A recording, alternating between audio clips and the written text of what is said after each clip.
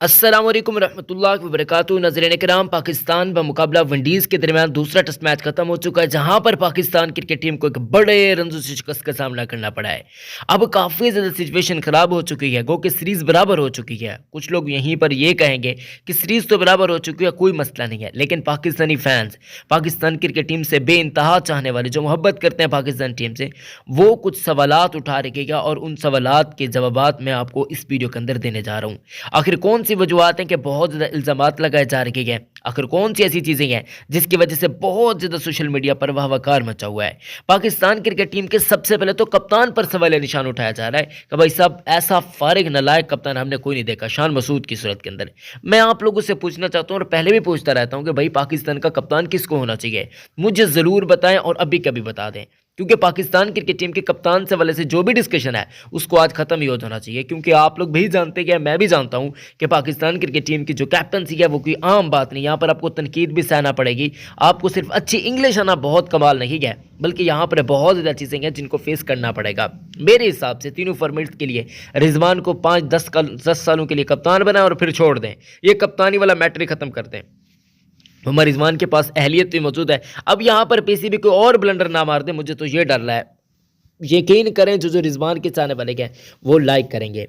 आज लाइक्स के भरमार हो जाने चाहिए। मैं आप लोग से पूछना चाहता हूँ कि कप्तान किसको होना चाहिए? कमेंट्स भी कीजिएगा, लाइक भी कीजिएगा, चैनल को सब्सक्राइब भी कर दीजिएगा। हम 1 मिलियन के टारगेट पर हैं यार, ये जल्द से जल्द हो जाए ना, फिर बड़ा मज़ा आ जाना है। चलें दोस्तों, आज की इस वीडियो को शुरू करते हैं। कुछ लोग यहाँ पर इल्ज़ामात लगा रहे हैं कि बॉल टेम्परिंग हुई है, जिसकी वजह से पाकिस्तान क्रिकेट टीम की टीम कुछ खास रन्स नहीं बना पाई है। पाकिस्तान अपनी होम कंडीशन पर इस तरीके से हार गया जिस तरीके से पाकिस्तान को स्टेडियम पिचेस पर खेल रहा हो या फिर बाहर के पिचेस पर खेल रहा हो। पाकिस्तान क्रिकेट टीम को 120 रनों से शिकस्त का सामना करना पड़ा है, वो भी सिर्फ पाकिस्तान कितने रन चेज कर रहा था आपको पता है? 254 रन पाकिस्तान को चेस करने थे। पाकिस्तान पहला मैच 127 रनों से जीता था। लग ऐसे रहा था कि पाकिस्तान बआसानी दूसरा टेस्ट मैच जीत लेगा, लेकिन ऐसा कुछ भी नहीं हुआ और पाकिस्तान क्रिकेट टीम के उल्टा गले पड़ चुकी है सारी सिचुएशन। अब यहाँ पर सवालात उठाए जा रहे हैं कि बॉल टेम्परिंग हुई है, इस पर जरा बातचीत करते हैं। सबसे पहले जरा पोस्टमार्टम किया जाए कि भाई साहब, आज पाकिस्तान के किस खिलाड़ी ने कैसी कारकर्दगी दिखाई है।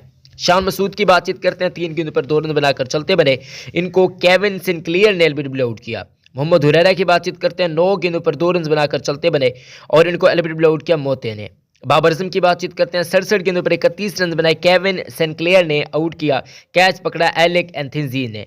अगर हम बातचीत करते हैं कामरान गुलाम की, तो 29 गेंदों पर 19 रन बनाकर ये चलते बने। वरैकन ने आउट किया, कैच पकड़ा आमिर जेंगू ने। और आपको बताते चलें कि 2 चौके लगाए, 65 का स्ट्राइक रेट देखने को मिला।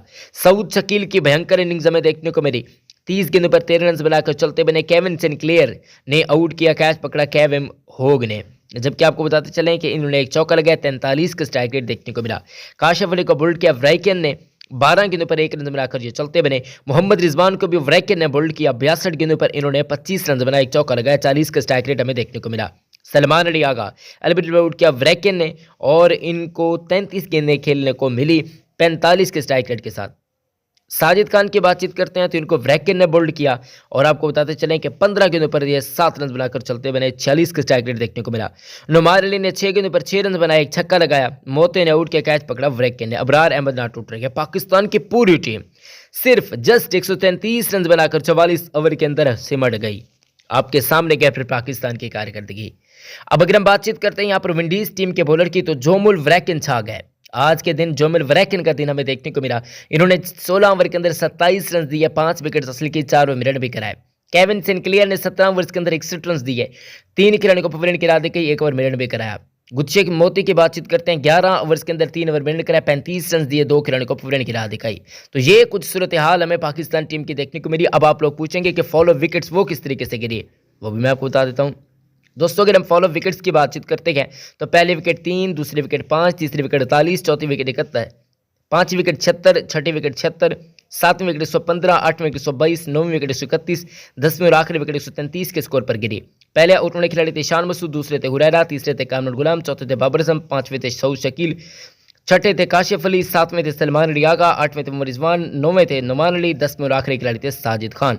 तो कुछ इस सूरत हाल के अंदर हमें विकेट्स गिरने की तरतीब देखने को मिली, जो कि काफ़ी नाजुक सूरत हाल थी, आप लोग जानते हैं। अब यहाँ पर पहली इनिंग्स के अंदर 163 रन विंडीज टीम ने बनाए थे, जिसके जवाब के अंदर पाकिस्तान ने सिर्फ 154 रन बनाए थे। दूसरी इनिंग्स के अंदर विंडीज टीम ने 244 रन बनाए। इनके 10 खिलाड़ी आउट हुए 66.1 ओवर्स के अंदर और पाकिस्तान क्रिकेट टीम को शिकस्त का सामना करना पड़ा। 254 का टारगेट था और वो भी पाकिस्तान टीम नहीं बना पाई। तो फिर आप अंदाज़ा लगा सकते हैं कि हमारी सूरत हाल अब कैसी है। तो ये एक सारी सूरत हाल है दोस्तों आपके सामने पाकिस्तान क्रिकेट टीम की। पाकिस्तान बमुकाबला ये जो विंडीज़ टीम के दरमियान मैच था वो यानी कि पाकिस्तान हार चुका है। अब जो सवालात उठाए जा रहे हैं क्या उन पर ज़रा चर्चा की जाना चाहिए। अब यहाँ पर क्या सवाल बनते भी हैं या फिर नहीं, ये हमें सोचना चाहिए। अब पहली इनिंग्स के अंदर आप लोगों को पता होगा कि कुछ ऐसे एलिगेशन लगाए थे विंडीज़ टीम के कप्तान ने कि भाई साहब ये पिचेस जो हैं ये ऐसी पिचेस हैं, वैसी पिचेस हैं, ऐसी पिचेस नहीं होनी चाहिए, ये नहीं करना चाहिए, वो नहीं करना चाहिए, ऐसे आप लोगों ने सुना होगा। अब यहाँ पर अगर हम बातचीत करते हैं तो दोस्तों यहाँ पर आप लोग जानते हैं कि एक काम और हुआ है और वो काम ये हुआ है कि अब दूसरे टेस्ट मैच को लेकर पाकिस्तानी थोड़ा सा परेशान है कि भाई साहब ये क्या हो चुका है। यानी कि आपके सामने क्या दोस्तों, अब मैं आपको क्या बताऊं कि ये भी क्या सिचुएशन होती है कि पहले मैच के अंदर पाकिस्तानी बड़े खुश थे, बहुत ज़्यादा खुशी उनकी बन रही थी कि भाई साहब ये क्या, यानी कि पाकिस्तानी, आप लोगों को पता है हम पाकिस्तानी हैं भाई, फिर किस तरीके का काम हम करते हैं। अब हम अंपायर्स पर भी कह रहे हैं कि भाई अंपायर्स ने कुछ खास काम नहीं किया। कुछ लोग कह रहे हैं कि भाई साहब ये पिचेस ऐसी है, पिचेस का वाकई कसूर है। पिचेस इतनी भी स्पिनिंग नहीं होनी चाहिए, थोड़ा बहुत बैटर्स के लिए भी आसानी होनी चाहिए। अब अगर पाकिस्तानी नहीं चल रहे तो क्या कर सकते हैं आपके सामने, क्या पाकिस्तानियों को अपनी बैटिंग को बेहतर बनाने की ज़रूरत है। पाकिस्तानी अक्सर ना खेलते नहीं है स्पिनर्स को। हम ऐसी पिचेस बनाया करते थे, आप लोगों को भी मालूम होगा दोस्तों, जो कि पिंडी के अंदर यानी कि रोड्स हुआ करते थे, मुल्तान के अंदर रोड्स हुआ करते थे। इंग्लैंड की टीम 1000 800 700 रन बनाकर चली जाती थी, वो आप लोगों को मालूम होगा, वो दौर भी था। यानी कि स्पिनर्स के लिए कुछ था भी नहीं, वहाँ पर पाकिस्तानी चलते थे। लेकिन जो ही थोड़ी सी स्पिनिंग विकेट्स आई, पाकिस्तानियों के सारे वो जो सिस्टम था वो सारा खुलकर सामने आ गया। यानी कि ये सारी सिचुएशन है, इसको बेहतर बनाने की ज़रूरत है। कोचेस को समझाना चाहिए, जो स्पिनर्स पाकिस्तान के कोच ने अब्दुर्रहमान को चाहिए कि वो समझाएं इनको कि भाई सब इस तरीके से खेला जा सकता है, ये पिच इस तरीके से टर्न करेगी, ये होगा वो होगा। इस तरीके को ज़रा सोच बनाकर जब पाकिस्तानी खेलेंगे ना भाई साहब, कुछ फिर काम बनेगा। मैं आपको यकीन से बता रहा हूँ, ये पाकिस्तान क्रिकेट इस वक्त काफ़ी ज़्यादा ख़राब होती जा रही है। अब आप लोग बहुत ज़्यादा कहेंगे कि भाई हमने बांग्लादेश को 2 टेस्ट मैचेस हरा दिए थे, हमने ये कर दिया था, हमने वो कर दिया था। भाई सब ठीक है, कोई बात नहीं है, लेकिन हमारी परफॉर्मेंस कहाँ पर है, हमारे प्लेयर्स की परफॉर्मेंस। एक मैच के अंदर परफॉर्मेंस होती है, फिर 3 मैच हम हार जाते हैं, 4 मैच हार जाते हैं। ऊपर से बेड़ा ही हमारा घर का है, यानी कि कैप्टनसी हमारी ख़राब है, हमारे ओपनर्स ही ख़राब है। तो टीम को नए सिरे से तरतीब देने की ज़रूरत है और कुछ ऐसे प्लेयर्स को भी टीम के अंदर डालना चाहिए जो कि T20 बनाकर खेलें, यानी कि उनको तेज़ खेलने का अंदाज काफ़ी ज़्यादा पसंद हो। फ़खर जमान टाइप, साइम अयूब टाइप, जो शुरू से ही अटैकिंग क्रिकेट खेले और पाकिस्तान के लिए कुछ खास करें। अगर ये वाली स्ट्रैटेजी अपनाई जाती है फिर पाकिस्तान क्रिकेट तरक्की करेगा। मेरे हिसाब से तो इसके अलावा कोई तरक्की के चांसेस अभी तक नज़र आते हुए हमें नहीं आ रहे। बाकी आपको कुछ नज़र आ रहा है तो मुझे ज़रूर बता दीजिएगा। पाकिस्तान क्रिकेट टीम की ऐसी कारकर्दगी मैंने यार पहले बहुत मरतबा देखी, लेकिन इस टाइप से घटिया कारकर्दगी वो अपने होम ग्राउंड पर बांग्लादेश के खिलाफ जब हम हारे थे उस मरतबा मुझे याद है, और अब की बार, यानी कि दिल रो रहा है यार। ये ऐसी कारकर्दगी भी पाकिस्तान को नहीं दिखानी चाहिए जिससे बिल्कुल निज़ाम ही यानी कि धर्म भरम हो चुका है, घटिया निज़ाम हो चुका है और सारा कुछ बेतरतीबा हो चुका है। इस चीज़ को सोचने की ज़रूरत है, इस चीज़ को समझने की ज़रूरत है और इस पर वर्क करने की ज़रूरत है। पीसीबी के हाई ऑफिशियल्स को भी इस जानिब देखना चाहिए कि भाई सब हम किन प्लेयर्स पर इन्हिसार कर रखे हैं, कौन सा कोचिंग पैनल है। आकिब जवेद ठीक है, लेकिन इतने ज़्यादा कोचेस हमने बैठा होता है यार। बकिया टीम्स के अंदर नहीं होता, एक हेड कोच होता है, एक बैटिंग कोच होता है, एक बॉलिंग कोच होता है, एक आपका कोई फील्डिंग मिल्डिंग या फिजियो इस टाइप का कोच है, यानी कि जो आपको संभाल 3-4 कोचेज होते हैं, गेम खत्म। अब एक कोचेस का एक बड़ा पैनल है पाकिस्तान के पास। एक असिस्टेंट कोच है, फिर हेड कोच है, हेड का फिर असिस्टेंट है, बॉलिंग कोच है, बॉलिंग के अलावा स्पिनर कोच है, फास्ट बॉलर कोच, ये वो। मतलब यार ये क्या तमाशा बना के रखा हुआ है हमने। सिंपल इज दैट कि आप पाकिस्तानी अच्छा कोच पकड़ो। आकिब जवेद ठीक है, मान लेते हैं बड़े अच्छे खिलाड़ी, मान लिया ठीक है, उनको आप बॉलिंग के हद तक रखें। आप उनको इस तरीके से नहीं कि भाई आप ये भी करो, आप वो भी करो, आप वो भी करो। एक मरतबा किसी से अगर अच्छा ही सरजद हो जाए ना भाई साहब, तो ये नहीं होना चाहिए कि सारे काम उसको सौंप देने चाहिए। अब पूरी टीम को मैनेज करना आकिब जवेद के बस की बात ही नहीं है। वो बस बॉलिंग के वाले से, कोचिंग के वाले से वो बता दिया उसने कि भाई पिचेस पाकिस्तान कैसे, लेकिन बकिया तो उनके रिजल्ट तो देखिए, लाहौर कलंदर की सूरत हाल उसने क्या की हुई है।